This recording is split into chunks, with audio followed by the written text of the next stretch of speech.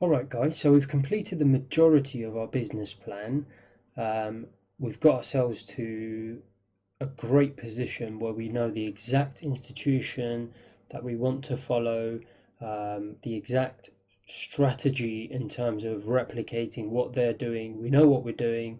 We just got left with actually a hugely important part of the process. We want to make sure we've got the right tools, right? If we've got the wrong tools, basically we've failed before we've even started. So let's just quickly go through part B, which you saw on the first slide in terms of our business plan, which is essentially the final part now.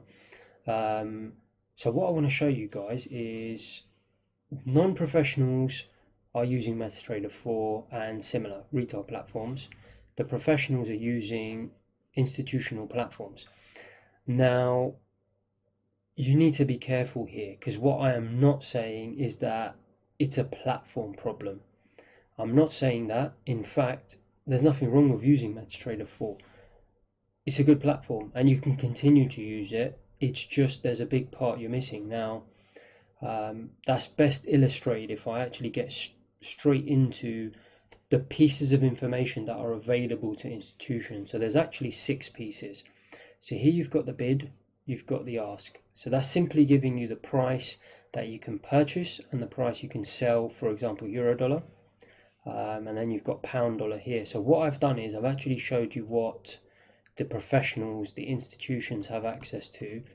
So they'll be seeing the same things, the bid and the ask, which we actually call it the offer.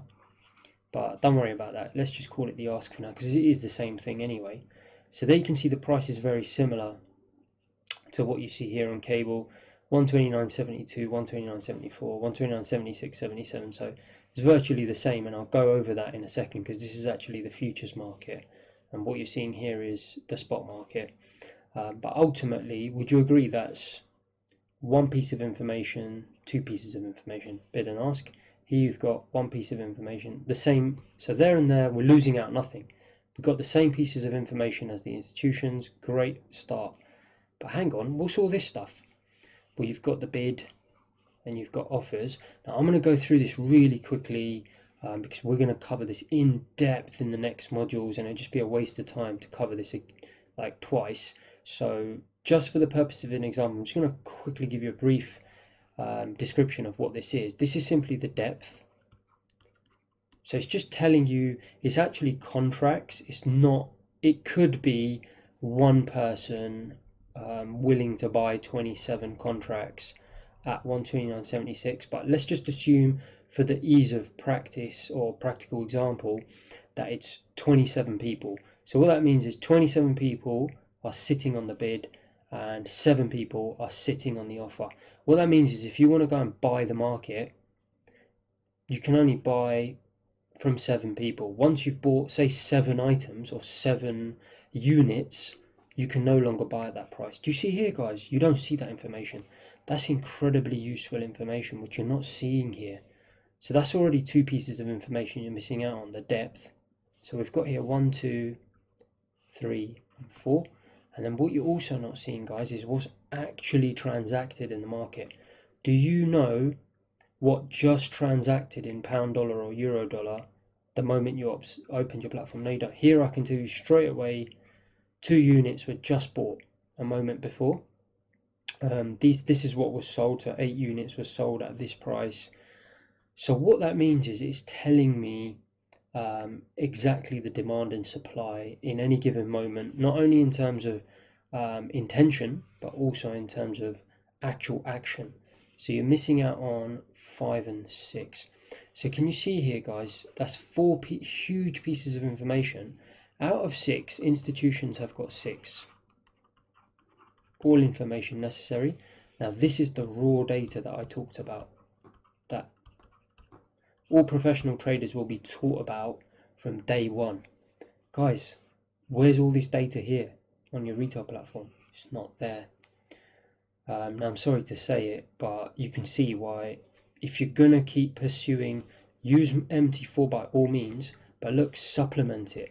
So what I've been doing recently since I've come into the retail space is I've been using my exchange traded information, so the demand and supply information, but I've been executing on MT4. So by all means use this, because you still got two great pieces of information. But guys, get 3, 4, 5, 6, get the other 4 pieces of information, because you see here, you've only got 2 out of 6. Guys, you're only getting 33% of the information.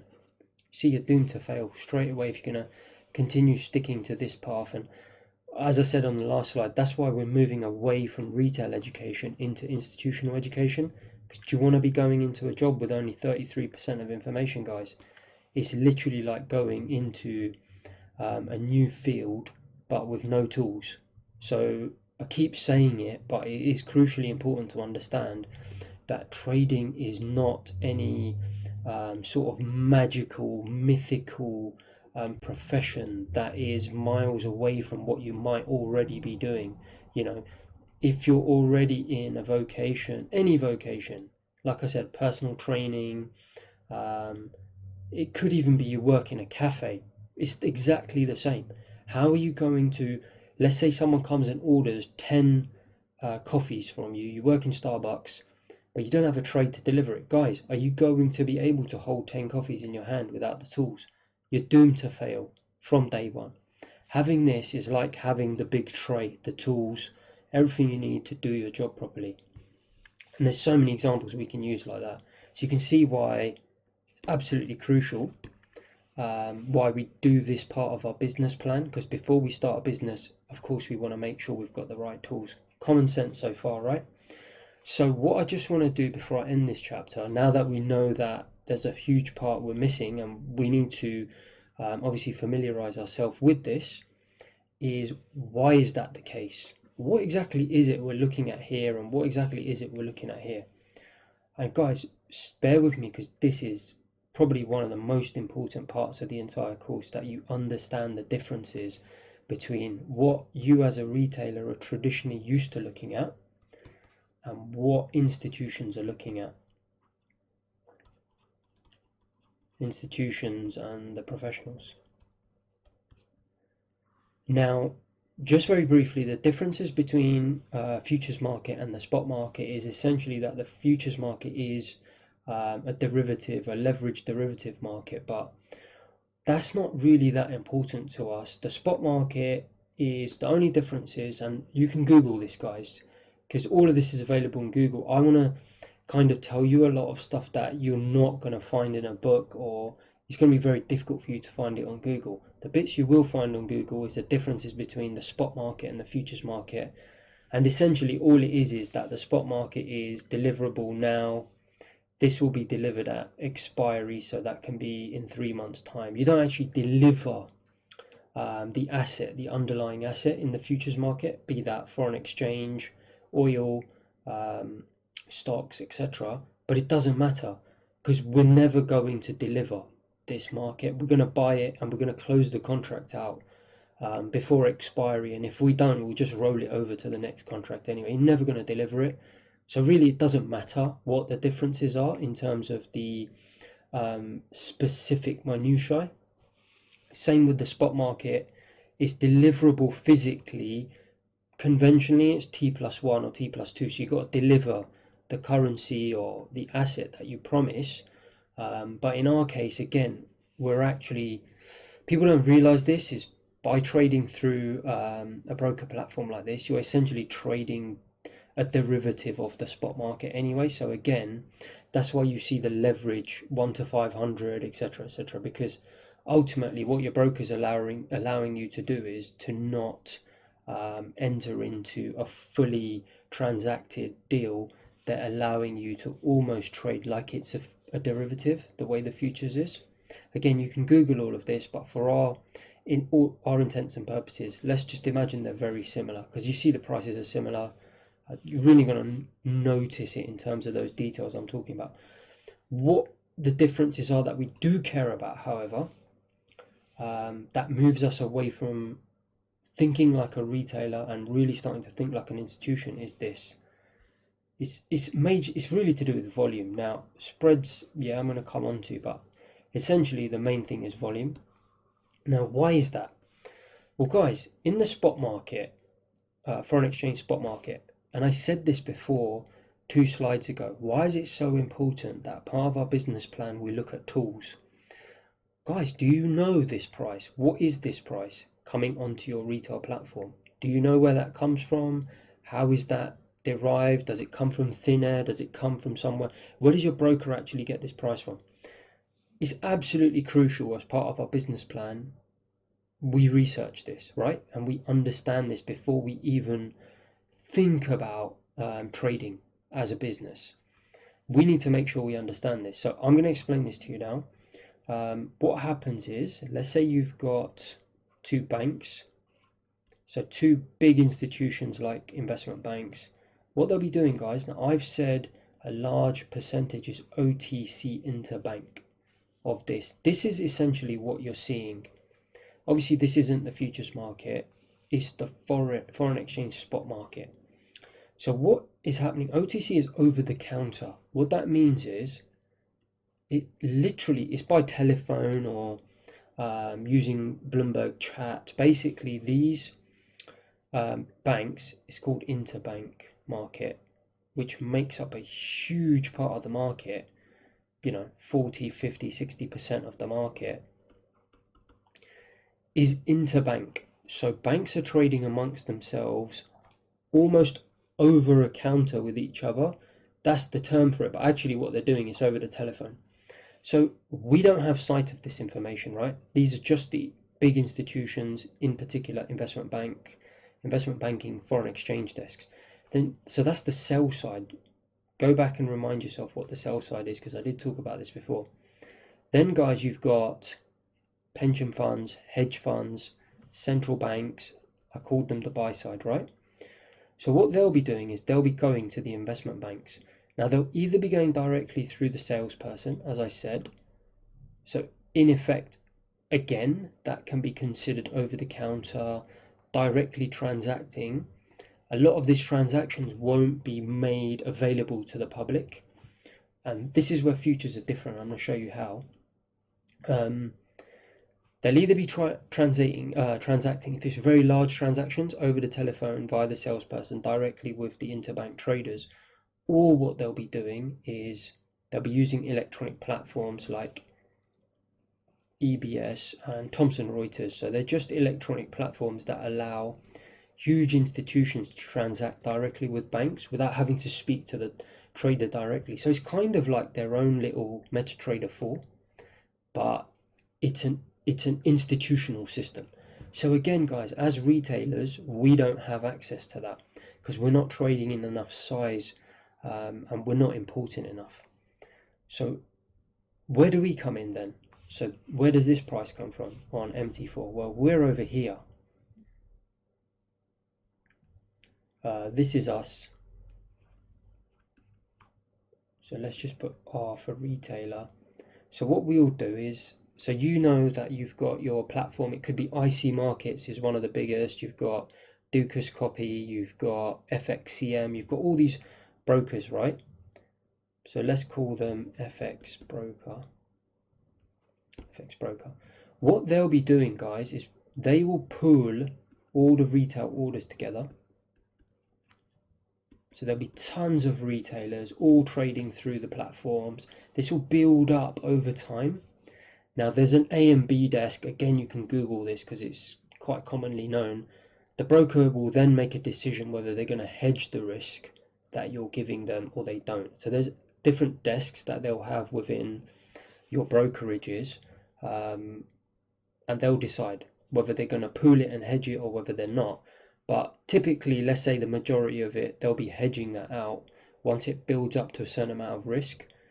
And what they will do is they'll go, again, directly into the institutional space, and then they will hedge that out through electronic platforms again. So it won't be necessarily EBS and Reuters, but there'll be, I've forgotten the names of most of them, but I think Prime is one of them. There's a few electronic platforms that they can use depending on their size, will depend which, but essentially they're using institutional platforms to hedge out. So they'll be getting a price right from there. They will then decide what price to give you. That's why I've put here spread can vary by broker. And what you'll notice is in The futures market, that doesn't happen. And even in the institutional market here, can you see how we're almost cut off from the institutional market when it comes to foreign exchange spot market? 40 to 50% is done there. Say 20 to 40% is done here through the buy side. Obviously central banks, pension funds, etc., etc. A little bit is done here through the retail sector, so we might be only 5%. Guys, 95% of volume and transactions are either going to be institutionally done electronically, maybe about 25, 30, 40%, another 40% done OTC. We're not going to have access to virtually 80% of the volume. That's why I say here volume is very sparse. We don't actually see any of this information. We don't know what's going on. It's all unregulated, essentially. That's what I've put here, lightly regulated. It's open to manipulation. Institutional orders are benefiting. If you're a big institution here on the buy side, you're going to get preferential treatment. You're going to be ahead of us, you and I, the retailers. Because don't forget, even though I used to be in this space, I've obviously now evolved and become a home trader. So from home, even I don't have a sight of out of all of this. However, it doesn't matter. I'm still able to be incredibly profitable. Why is that? Well, this is the key, guys. I'm seeing this information that you here are not seeing, even though you don't know it's available to you. So how can we bridge the gap between what's going on here and how can we get closer to that? So this is where the futures market comes in, because a lot of these guys will also be using, even though the futures market is a much smaller market, just a few billions, we're talking billions here we're obviously talking trillions in the spot market. A lot of these guys are using the futures market to hedge their positions, and also because of something called arbitrage, which go ahead and look up on Google.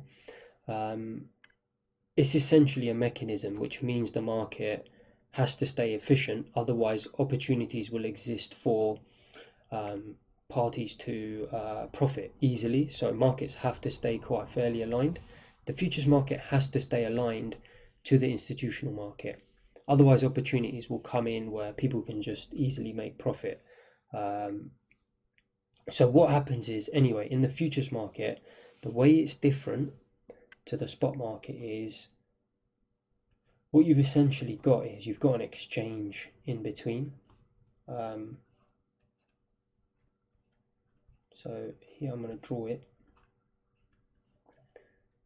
Think of it almost like a firm in between. So do you see these guys are not, whereas here is OTC, they're able to transact with each other, and then they'll record their transaction privately. We don't actually see that. They have no obligation to tell the public, oh, this bank has bought a huge amount of pound dollar from this bank. Guys, they don't need to tell anyone that. They can keep that between themselves.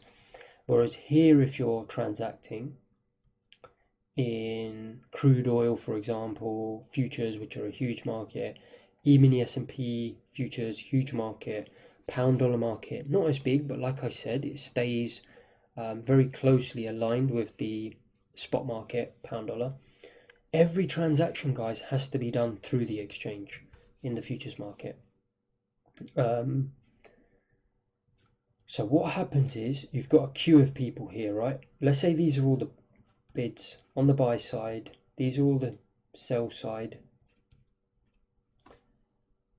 Now, this is what's so brilliant about this market, guys. Whereas here, retailers are completely cut off. These are the institutions.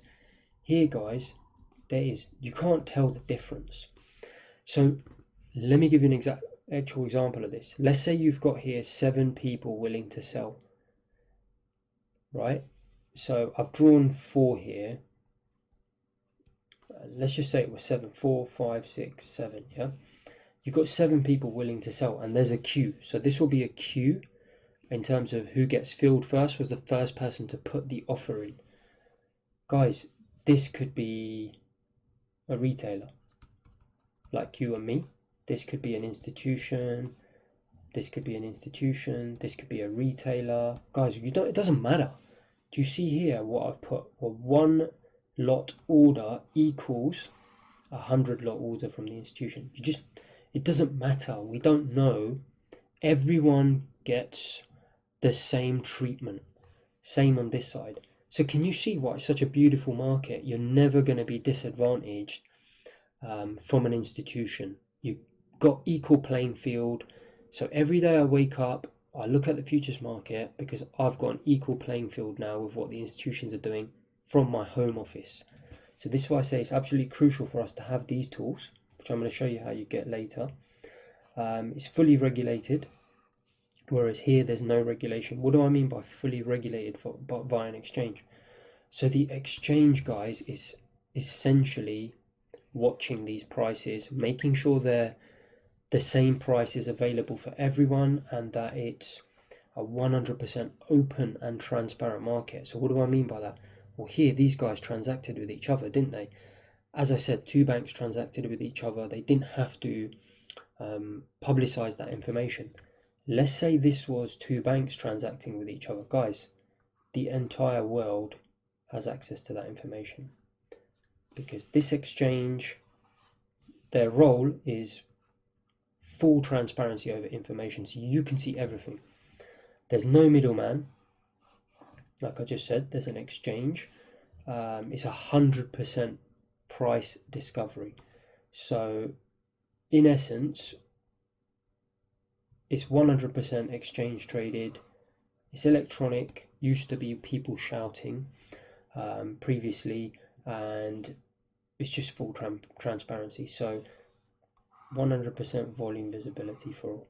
So I think that's pretty much everything. Just to conclude, I've said spreads here. So in the futures market, the thing is, I'm a bit hesitant to get you guys trading on the futures market, just because there is a trade-off. That is that the minimum contract sizes can be slightly large, and that's why I still favor, especially if you're just starting out, especially initially, until your account size grows, is best to stick to something like MetaTrader 4.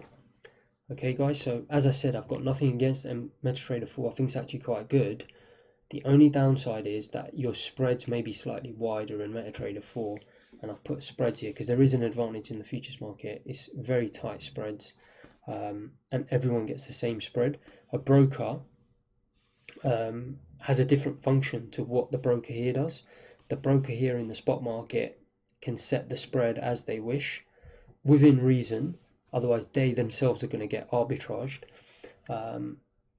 Whereas the broker in the futures market is literally there to provide you execution. That's all. They're not allowed to actually change the spread, so the spread will be the same for both people. So let's just conclude anyway, so we can move on. Our tools section.